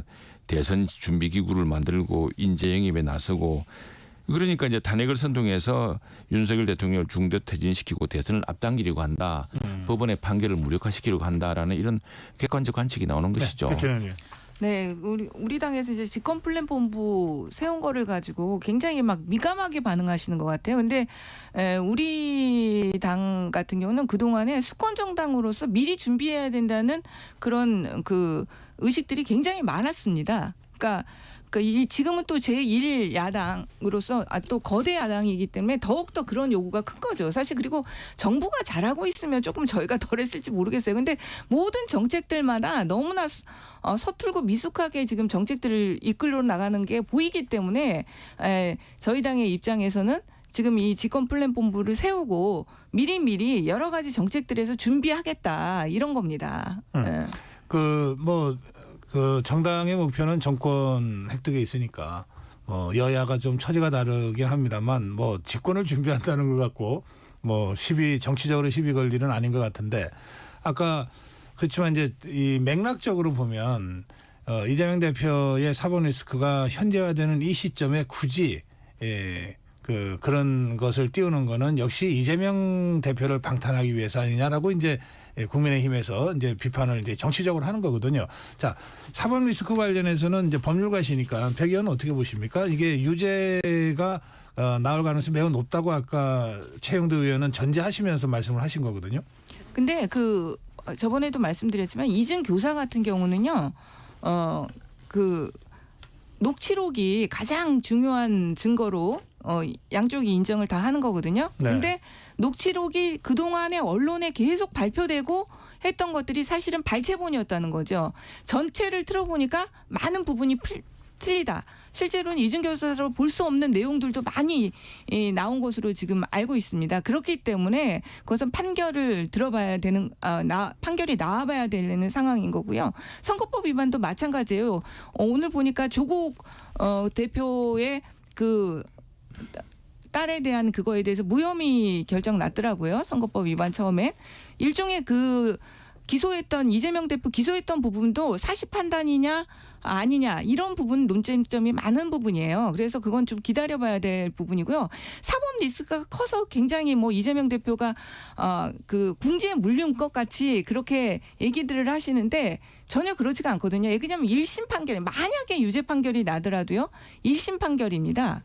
그리고 이미 국민들이 이것이 정치적 탄압 사건으로 보고 있는 부분들이고 특히 우리 지지층에서는 다 그렇게 생각해요. 그렇기 때문에 그것이 별로 그다지 큰 당장 이재명 대표의 어떤 체제가 흔들리거나 그런 여러 가지 대권 가도에 있어서 완전 큰 장애가 되는 그런 요소로 보기도 저는 어렵다고 보입니다. 지금. 이재명 대표 지지자들이 사법부에 집단적으로 탄원을 내는 탄원 형식이지만 사실은 압박 아니냐 이런 문제 제기도 많은데 그 점도 짧게만 한번 의견 주시면요.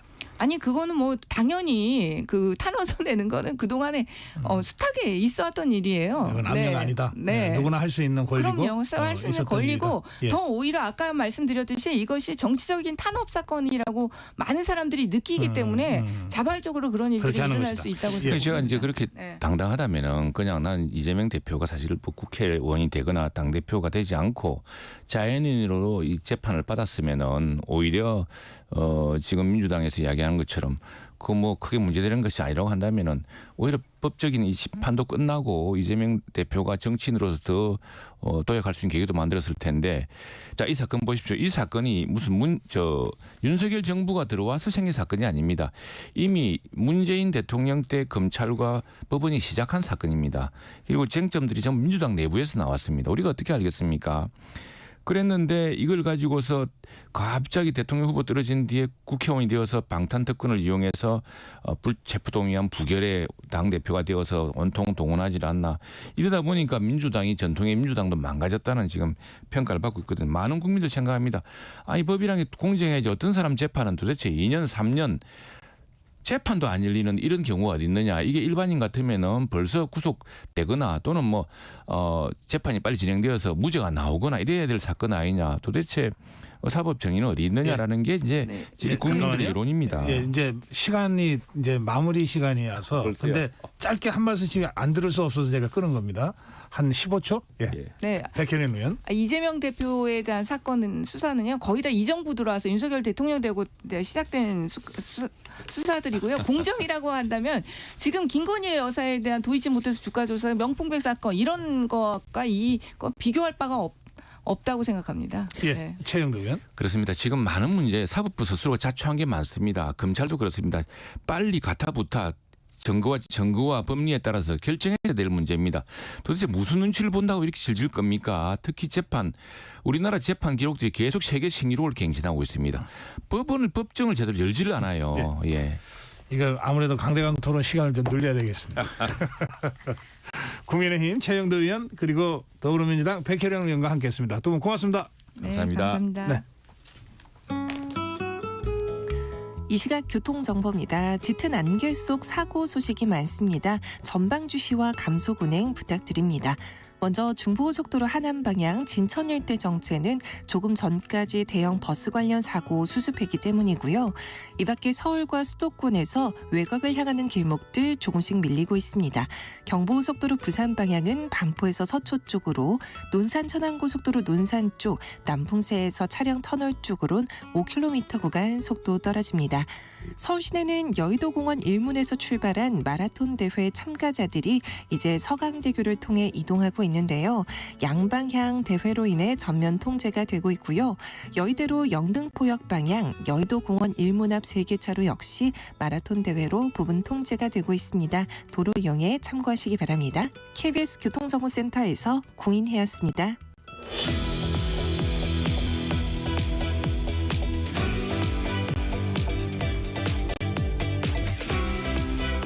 네, 필리핀 가사 관리사들이 현장에 투입된 지 한 달 됐습니다. 이제 파일럿 테스트 기간이라고 할 수 있는데요. 그러니까 시범 사업 중이죠. 100명 규모입니다. 정부는 내년에 1000명 이상으로 규모를 확대할 계획을 가지고 지금 시범 사업을 하고 있는 중입니다.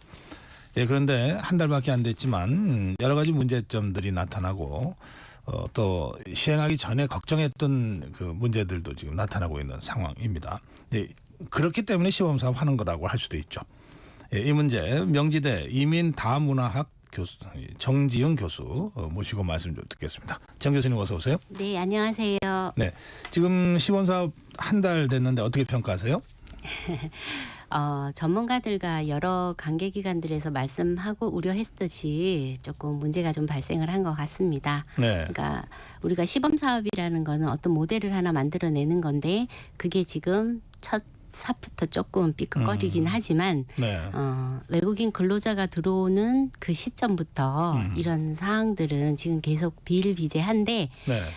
서울시였기 때문에 조금 더 크게 부각이 되지 않았나. 그래서 이번 기회에 이게 좀 더 부각이 돼서 더 좋은 시스템이 만들어졌으면 합니다. 그래서 네. 일단은 2명이 이탈이 됐다가 잡혔기 때문에 거기에 대한 방안부터 강구가 돼야 되지 않을까 생각합니다. 지금 그 이탈 2명의 이탈 문제부터 말씀하셨는데 왜 이탈한 건지 뭐 원인이 그 밝혀져야 뭐 대책이라도 나오는 거 아닌가요? 네, 아시다시피 우리가 산업연수생 제도부터 고용허가제까지 네. 사실 가사 도우미는 좀 허용된 비숙련공 E9이라는 고용허가제로 특정 직업에서 들어오는 직업군에서 예외적인 서비스 분야입니다. 네. 그래서 그 시도 자체는 일단은 우리가 난민법이 제정되고 국제결혼법이 제정되듯이 시행착오는 있기 마련입니다. 네. 그렇지만 앞에 있었던 거에 근거해서 어서 시스템 정비가 있고 이런 걸 예상을 하고 거기에 대한 대책이 좀 부족했기 때문에 이게 지금 계속 불거지고 있는 것 같습니다. 아시다시피 8월에 들어와서 9월 2일 날 우리가 교육이 끝나고 네. 바로 교육이 9월 3일부터 투입이 됐습니다. 추석 연휴라는 기간이 있었습니다. 임금 통제라든지 뭐 입출금 통제라든지 이건 사실상 주무기관인 고용노동부가 인정한 두 기관에서 우리가 서울시가 지정을 한 업체가 관할을 한 거였습니다. 네. 그렇다 보면은 그런 게 명확하게 구분이 돼서 연휴 기간 동안에 자기들은 통제 과정이라고 말을 하지만 사실상 국민들은 모르잖아요. 어쨌든 그래서 그런 것들이 조금 미비하지 않았나 생각합니다. 그 이탈은 어디를 가든지 나오기 마련입니다. 월급을 더 좋게 준다 아니면 시범 사업이었고 기간이 짧습니다. 6개에서 7개월 상간이기 때문에 네. 우리나라에 들어와 있는 비숙련 고용 허가제의 알겠습니다. 업종에 맞춰진 것 같습니다. 예, 이탈은 이제 가사관리사로 들어온 필리핀 사람들이 내가 뭔가 여기서 일하기 싫다고 해서 이제 그 이탈이 된 거겠죠? 이탈이라고 한다면? 네, 근데 이탈이라는 개념을 우리가 처음부터 들어올 때부터 월급을 좀 더 준다든지 뭐 이런 브로커들이 연결이 됐다 그러면 그거는 고의성에 의해서 가는 거고 들어와서 뭐 어느 정도 단기간이었잖아요. 네. 뭐가 익숙하지가 않다, 뭐가 하지 않다. 이걸 말하기에는 아직 이른 시기였습니다. 그래서 우리가 이탈을 어떤 브로커가 개입되어 있는 거 아니냐. 그렇게 의심한다는 거죠? 그렇죠. 알겠습니다. 예. 그런가 하면 이제 이 필리핀 가사관리사를 이제 고용한 가정에서 이제 그만하겠다고 한 가정들이 꽤 있잖아요. 네, 네. 그거는 이제 필리핀 가사관리사의 문제가 아니라 네. 그 우리 한국인들의 문제인데 그렇죠. 그 부분이 꽤 숫자가 많은 것 같더라고요. 네, 숫자가 많다기보다 이게 뭔가가 하나가 이쁘게 그림이 그려져 가면 거기에 맞춰지지만 첫 삽부터 시범 사업이었습니다. 그러면 100명이라는 가사 관리사가 정해져 있었습니다. 네. 그러면 기존의 대한민국의 가사 돌봄을 먼저 돌아봤었어야 된다는 거죠. 그분들도 어차피 238만 원이라는 걸로 필리핀 가사 도우미를 가사 관리사를 데리고 왔지만 네. 우리 가사 돌봄도 한 60 얼마 정도, 27만 원 정도밖에 차이가 안 나요. 아, 그래요? 네. 그러면은 그렇게 봤을 때 불평불만이 나올 수 있다라는 게 전제가 돼야 되고요. 가격은 거의 비슷한데. 그렇죠. 그러니까 가정 입장에서 그렇죠. 그렇죠. 예. 내가 내는 돈은 비슷한데 네. 서비스는 좀 못하다. 그렇죠. 그런 개념은 아니지만 어쨌든 가사 돌봄이라는 거는 돌봄에 대한 인식이 우리가 많이 안 잡혀져 있습니다. 생각을 해보십시오. 맞벌이 부부가 아이를 맡기고 싶을 때 친정 부모를 찾고 시부모님을 찾습니다. 왜일까요? 가장 초장기에는 아이들 인성이 잡혀지는 것이고 우리가 지금 시범 사업으로 들어온 서울시는 12세 미만입니다. 네. 그러면 아주 어린 아이들이죠. 그래요. 그리고 아이가 많은 가정, 그다음에 한부모 가정, 그다음에 임신하신 여성 정말 필요한데 돌봄을 요구한 거였거든요. 네, 네. 그러면 우리 사회의 돌봄이라는 인식이 부족했다는 거죠. 이런 돌봄이라는 거는 그 아이 하나를 얼마나 정성스럽게 키워야 되는데 과연 그 돌봄의 자격을 가진 사람이 온 건가? 나이가 어디라고 해서 돌봄이 잘 될 것인가? 네. 이런 것들이 조금 미비하지 않았나 생각합니다. 예, 서울시가 이거 시범 사업하고 있으니까 이제 또 문제는 드러났어요. 네. 그 문제가 진짜 원인이 어디에 있는지는 좀 더 이제 조사도 해보고 네. 분석도 해봐야 되겠습니다만 네. 어쨌든 서울시가 그래서 우선 내놓은 대책이라는 게 뭐 통금 폐지, 임금 지급 체계 개선 이게 어떤 갑자기 이런 얘기가 왜 나오죠? 이 시스템을 조금 아셔야 될 것 같습니다. 네. 가사 관리사가 들어왔을 때 고용노동부에서 두 업체를 선정을 합니다. 그러면 일단 두 업체가 서울시가 동의를 하고 받아들입니다. 그러면 모든 경비가 우리는 그 업체에서 이미 지급이 돼야 되고요. 그리고 고용노동부는 나중에 지급이 됩니다. 그러니까 이 시스템이 이렇게 되다 보니까 그 한계 과정이 좀 있었던 것 같습니다. 돈이라는 것도 우리가 말하는 임금도 미리 준다. 왜? 우리나라 고용노동부와 필리핀 정부 사이에 이미 계약서를 쓰고 근로조건을 체결하고 넘어왔습니다.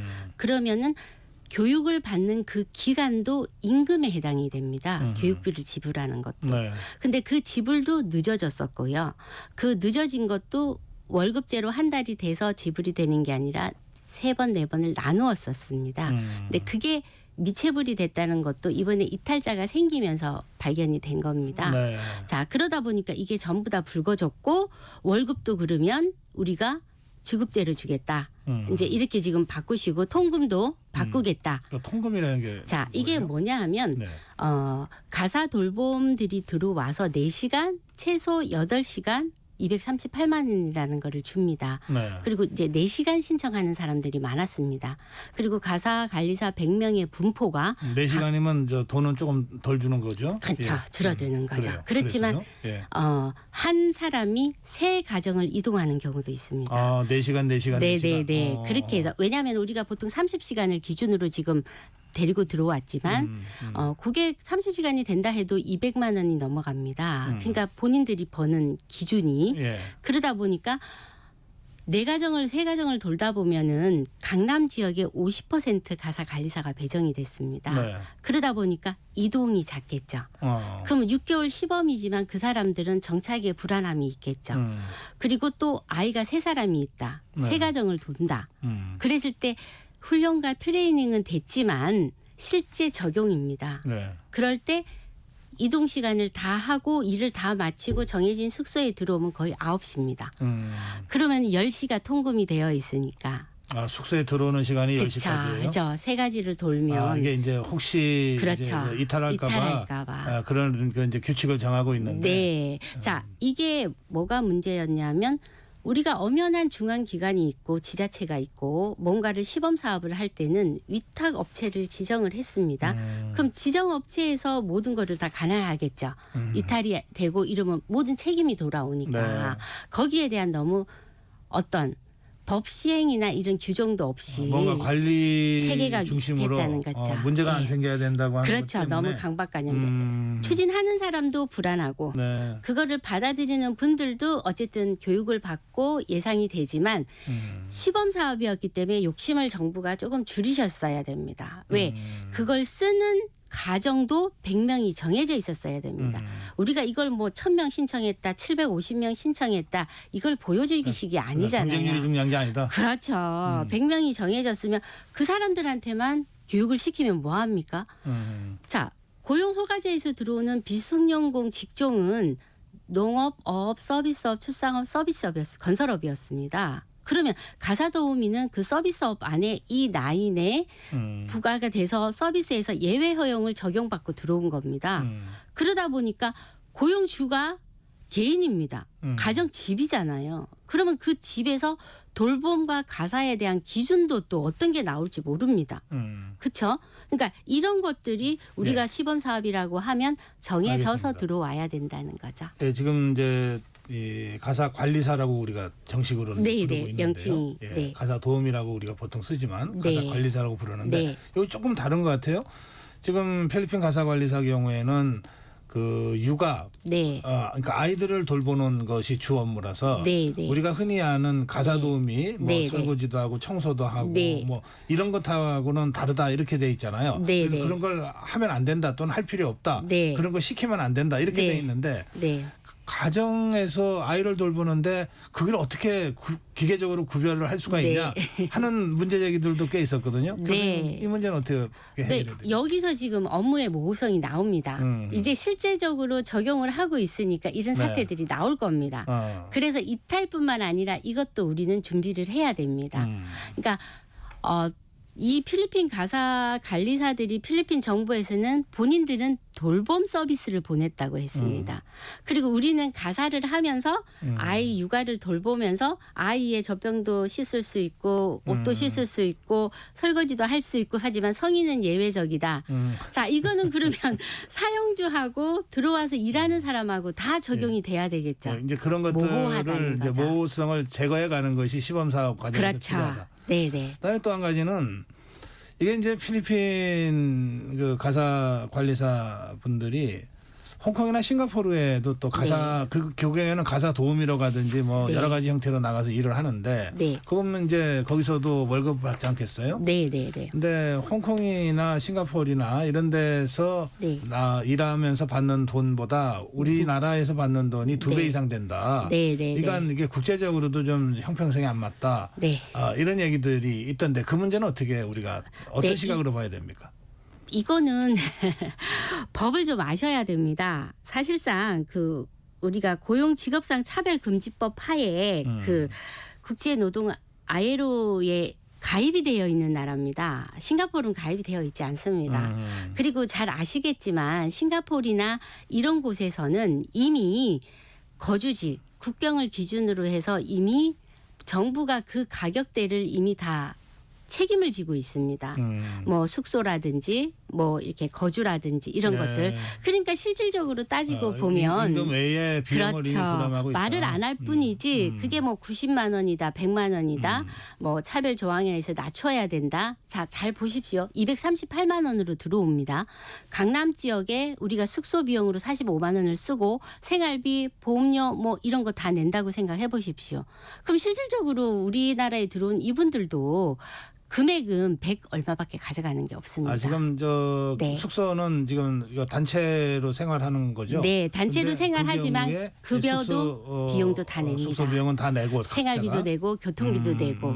그러면 238만 원에서 우리가 싱가포르나 대만하고 다를 게 뭐가 있냐고요. 그래서 우리가 네. 다른 데보다 임금을 과도하게 많이 주는 건 아니다. 네.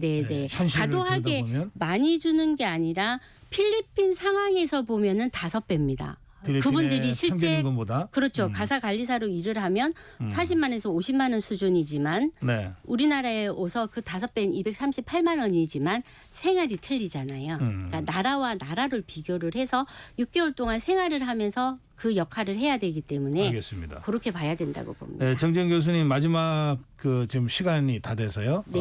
우리 서울시와 고용노동부가 이걸 하고 있잖아요. 네. 조언하신다면.